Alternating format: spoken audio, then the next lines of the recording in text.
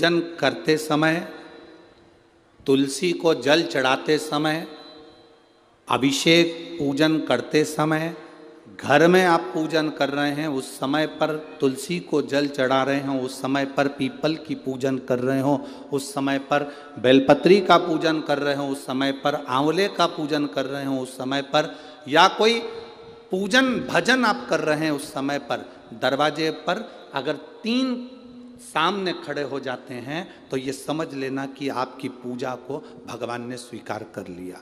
कौन 3 है उसका स्मरण करिएगा। पहला, पूजन करते समय, भगवान की आराधना करते समय अंदर मंदिर में अपने घर में बैठकर आप भगवान नहला रहे हैं, भगवान की पूजन कर रहे हैं, अर्चना कर रहे हैं, सेवा कर रहे हैं, माला जाप कर रहे हैं, पूजन अर्चना कर रहे हैं, तुलसी को जल चढ़ा रहे हैं, उस समय पर 3 का दर्शन अगर आपको हो जाता है, आपके दरवाजे पर अगर आ जाते हैं तो आपका समझ लेना पूजा स्वीकार हो गया। पहले नंबर पर पूजन करते समय दरवाजे पर गौ माता आकर खड़ी हो जाए, समझ लो तुम्हारा पूजन सफल हो गया।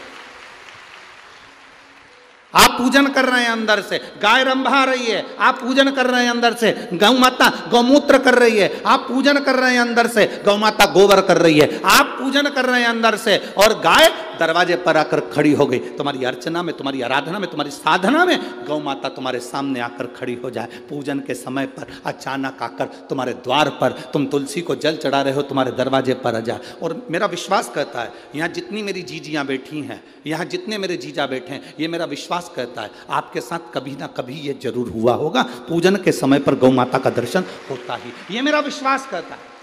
और ये कब होता है? जिस दिन आपका चित्त, मन, वृत्ति भगवान में रमी हो। चाहे तुम राम जपो, हनुमान जपो, शिव जपो, तुम्हारी मर्जी पड़े वो जपो। तुम देवी की भी पूजन कर रहे हो, किसी की देवता की पूजन कर रहे हो, कुल देवता की पूजन कर रहे हो, दिल से कर रहे हो, तो ये 3 का अगर दर्शन हो जाए तो कार्य सफल है। पहला, जम के बोलो, गौ माता। दूसरे नंबर पर हमारे यहाँ हम पूजन में लगे हुए हैं, आराधना में लगे हुए हैं, भगवान की अविरल भक्ति में लगे हुए हैं, भगवान की पूजन, आराधना और भक्ति में हम तल्लीन हैं। और दूसरे नंबर पर उस पूजन करते समय पर तुम्हारे घर की बहन बेटी तुम्हारे दरवाजे पर आ जाए तो समझ लो पूजन सफल हुआ है।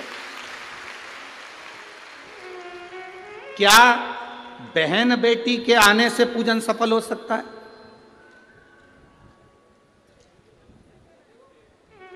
कहां लिखा हुआ है महाराज जी? आप इतनी बड़ी बड़ी बातें कहते हो। पूछने वाले पूछ सकते हैं, कहने वाले कह सकते हैं, आपने कैसे कह दिया कि बहन बेटी के आने से सफल हो जाता करे? तो आप उठाओ, हिमालय राज का बेटा बाणासुर से दोस्ती कर लेता, माता पार्वती का भाई बाणासुर से दोस्ती कर लेता है, और दोस्ती कर लेता है तो उसके चुंगल में फंस जाता है, बाणासुर के चुंगल में। भाई संकट में आ जाता है। आज हिमालय राज और मैनावती दोनों बैठकर भगवान की आराधना कर रहे थे, इतने में पार्वती का आगमन हो जाता है।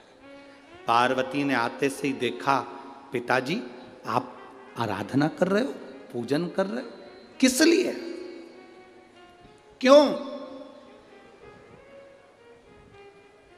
मैनावती ने कहा तेरा भाई संकट में घिरा हुआ है। पार्वती ने कहा क्यों चिंता करते हो, क्यों चिंता करते हो? पिताजी मैं आई हूं ना, चिंता मिटा दूंगी, चिंता मिटा दूंगी, आप चिंता ना करें। क्या हुआ? बाणासुर तेरे भाई को कष्ट दे रहा।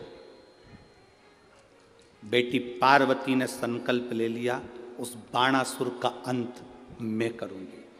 ना भगवान ब्रह्मा बाणासुर को मार सके, ना भगवान कृष्ण बाणासुर को मार सके।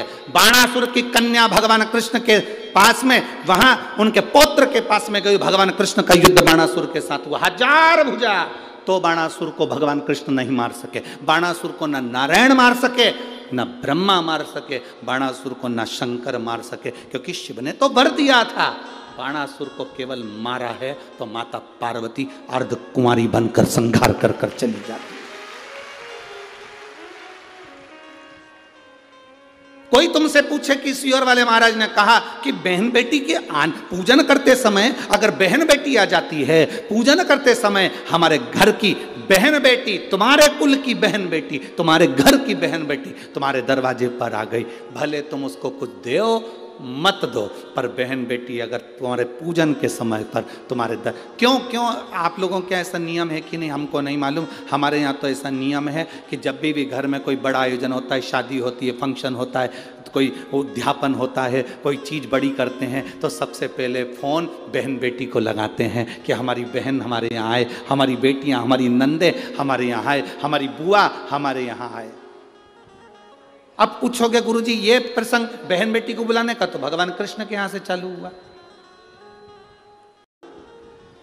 नंद बाबा की बहन नंदा आकर घर में रहने लगी और भाभी को जब जापा हुआ तो सबसे पहले नंदा भगवान को हाथ जोड़कर कहती है, बाबा ऐसी कृपा करना, ए बाबा ऐसी कृपा करना, मेरे भैया की यहाँ 60 साल के बाद तो औलाद हो रही है, तो ऐसी कृपा करना कि उनके घर में लड़का हो जाए। और नंदा हाथ जोड़ती जोड़ती जोड़ती जोड़ती यशोदा जी के कक्ष में गई, और जो कक्ष में गई जाकर जो दर्शन करा तो लाला का दर्शन था। नंदा खुश हो गई, थाली उठाकर बजाने लगी कलदार से, और एक थाली को उठाकर उस नंदा ने बजाया, थाली को उठाकर। कांसे की थाली, पीतल की थाली, तांबे की थाली, जिसके घर में बजती थी उसके घर में शुभ संदेश आता था। आज के जमाने में स्टील बजता है। अब आजकल के ज़माने में तांबा पीतल कांसा बजाते नहीं हैं। आज के ज़माने में तो जरा सी देर में बस बच्चा हुआ है, सूचना मिल गई, बैंड बाजा बजवा दो, ढोल नगाड़े बजवा। नंदा ने थाली बजाई थी और फिर आवाज आई थी, नंद घर आनंद, नंद घर आनंद भयो। फिर आवाज आई।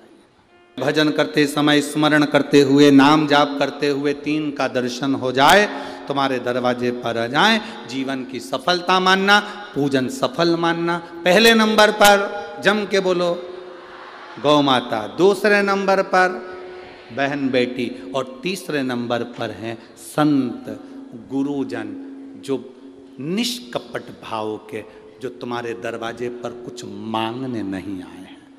जो मांगने आए हैं वो नहीं, पूजन करते समय तुम्हारे दरवाजे पर कोई संत, कोई ब्राह्मण, कोई गुरुजन, कोई भक्त ऐसा आ जाए जो मांगने नहीं आया, फिर बस तुम्हारे सामने तिलक लगाकर भक्ति में डूबा हुआ, भजन में डूबा हुआ वो तुम्हारे सामने आ जाए, समझ लो कि तुम्हारी पूजन सफल हो गई। मांगने नहीं,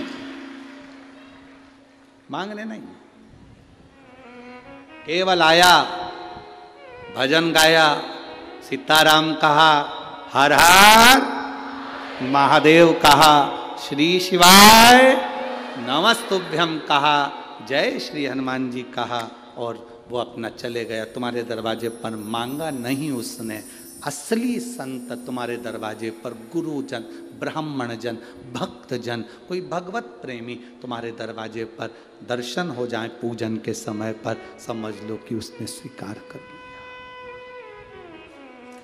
उसने स्वीकार कर लिया। यदि आपको गुरुजी की यह बताई हुई जानकारी अच्छी लगे तो वीडियो को लाइक कीजिए, शेयर कीजिए, और ऐसी ही ज्ञानवर्धक वीडियो देखने के लिए चैनल को सब्सक्राइब कीजिए। हमारी वीडियो देखने के लिए आपका बहुत बहुत धन्यवाद।